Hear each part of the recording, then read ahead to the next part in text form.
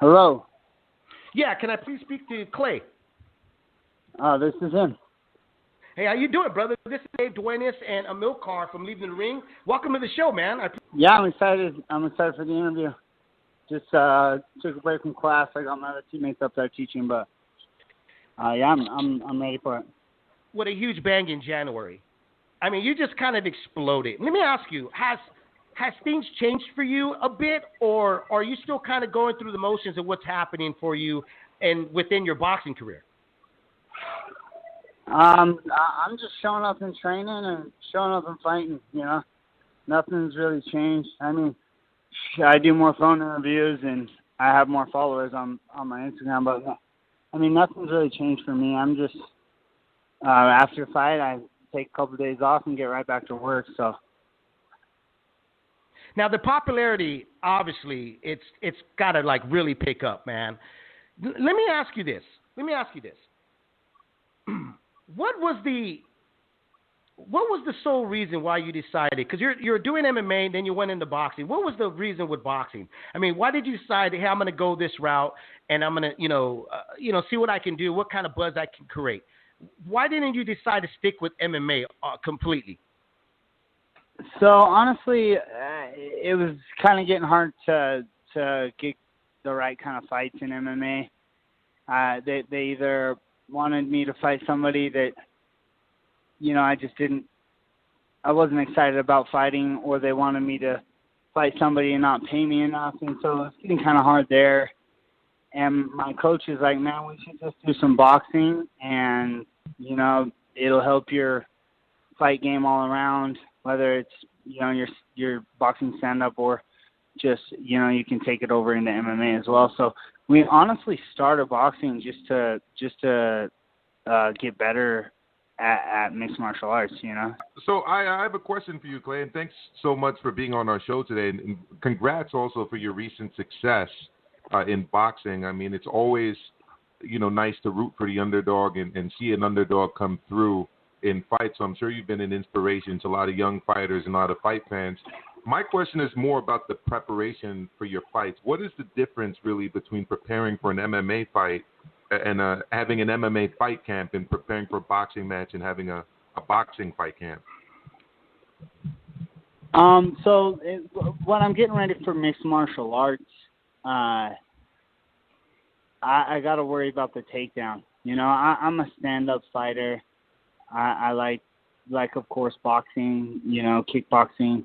So that's where I want my fight game, or my fight to go, is in the stand-up. So we focus on a lot more on like takedown defense, getting up off the bottom, stuff like that. Whereas in boxing, I can just focus on sole stand-up, just throwing my hands. So yeah, that's the main difference. Just getting me ready for, fighting on the ground and jiu-jitsu and wrestling. So, do you usually bring in boxers into your MMA camps, Clay, or do you usually practice striking with fellow MMA fighters? Yeah, so I just have a small team.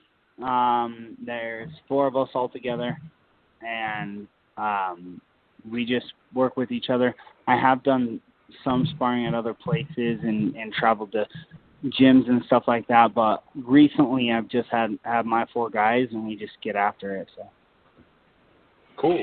When you in January when you fought that kid at Prospect, which was pretty hot, from Raymond Guajardo, and I got to tell you this. I mean, he was so disrespectful that I was like, man, I hope this kid Clay, because I had never heard of him, never saw you, and I was like, I hope this Clay at least gets one big shot, one big hit to kind of humble him up a bit.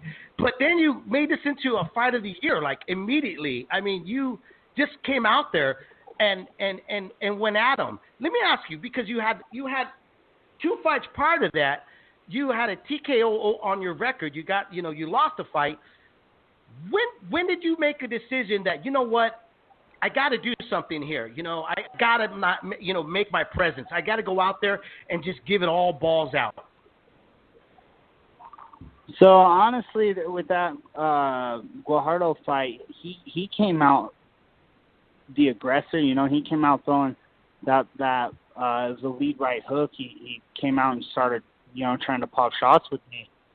Right. And I didn't expect him to come out that strong. Usually that's me, you know. I thought he was gonna dance around a little more and try to pick his shots and kind of box me. But when he came out, you know, head on, I just, you know, thanked him, because that's what I like to do, you know. So you want to go head to head with me, we're gonna bang, and I did catch him with that. I think it was a left hook that I dropped him with first. So, yeah, that's just how I'm an aggressive fighter. You know, I think the best defense is good off. I thought it was really weird to see a lot of boxing insiders congratulate you, but at the same time go, oh, but this guy gets in with a boxer and, you know, a real boxer. And I was like, who the fuck has he been getting in with then? If he hasn't been getting in with real boxers, who's been getting in? And I'm also thinking, like, your story's like a great story. It's what we root for. This is what we like, a Rocky story, a guy that comes from behind and starts, you know, making a huge noise into the boxing world. I just found it so weird that there was people that congratulating you, but at the same time that are not accepting you because you just came out of nowhere. Yeah, man. I mean, stylistically, I'm not the prettiest boxer. So I you know, to somebody who is a purist and you know, that they stick to just boxing, I guess I could look a little sloppy, you know what I'm saying? Because sometimes I throw with my feet squared up. Sometimes I'm stepping into southpaw, and I just think that's the reason why that they're not giving me the credit, is because I don't have the prettiest boxing, you know. But I mean, I make it work. I get in there and I get the job done, regardless of what you know they think or not. So.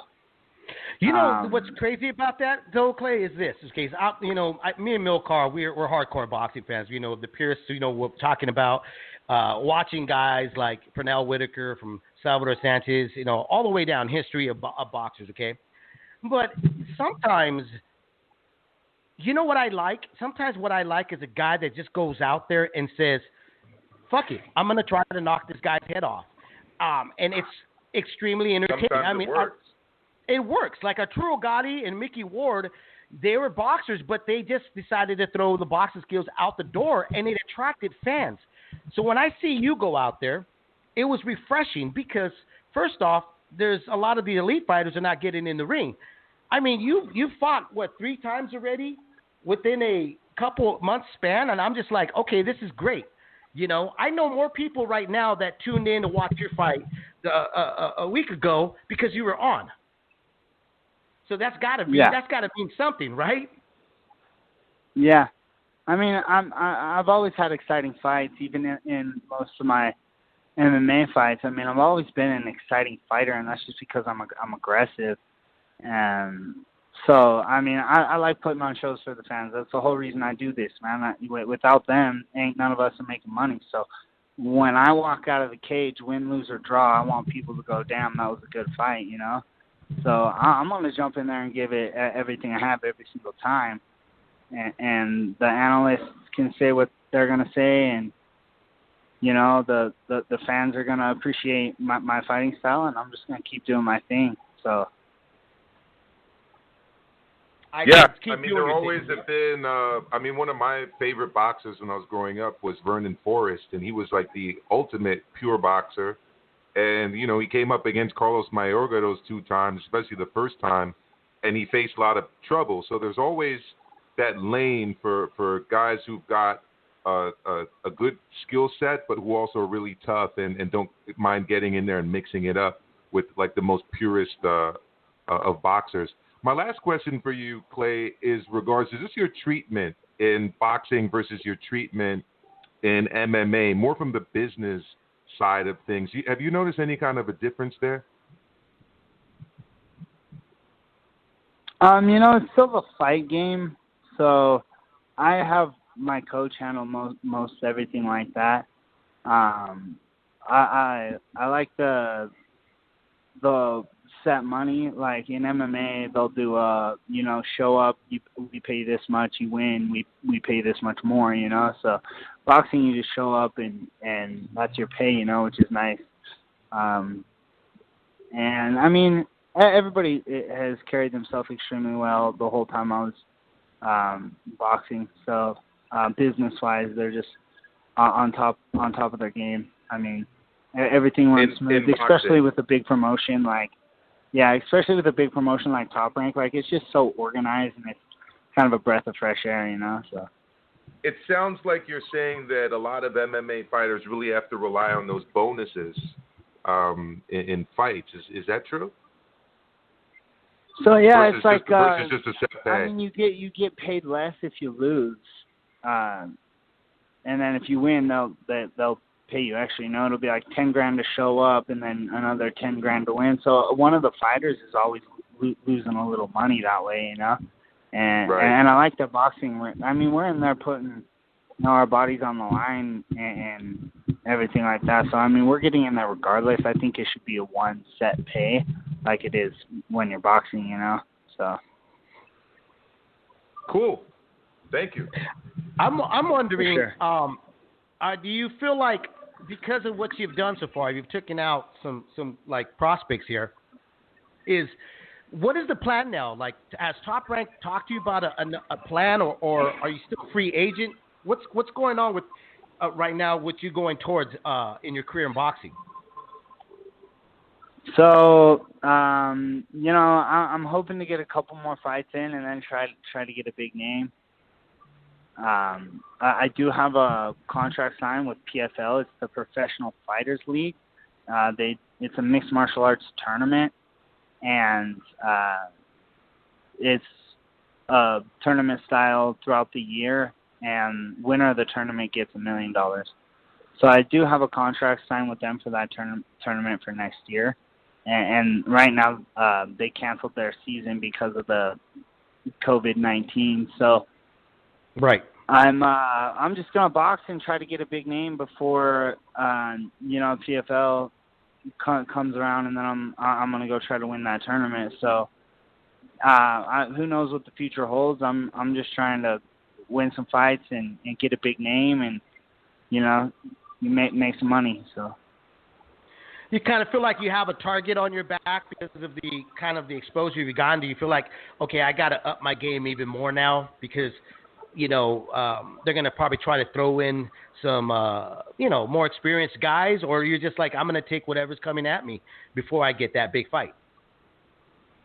Yeah, I'm going to take whatever's coming at me, and I'm going to train hard. I'm going to get ready, and I'm going to go in there and win. And when I do that, then I'm going to ask for the big name, because I feel like I deserve it, especially if I keep winning. So, I've already beat, like you guys were talking about, I beat 3 undefeated fighters this year that are, 9-0, 5-0, 6-0. So, yeah, I'm going to get in there and win, and then, win a couple more fights and ask for a big name and, try to get a payday.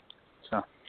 Man, I'm rooting for you. We're all rooting for you, brother. I hope you get that big payday and keep going out there and doing what you're doing, and don't change up too much, man. Stay who you are. I hope you just stay who you are. You're banging with these guys. You're fighting. When they're throwing punches, you're throwing punches with them, and you're making it exciting. But at the same time, I think that right hand is something to keep a good investment with, man. So I wish you all the luck in the world, Clay. And thanks for coming on, leaving the ring, man. Really appreciate it. Yeah, thank you guys for having me. I hope you have a great night. You too, Thank brother. you. You too, Clay. All the best. All right, thanks, guys.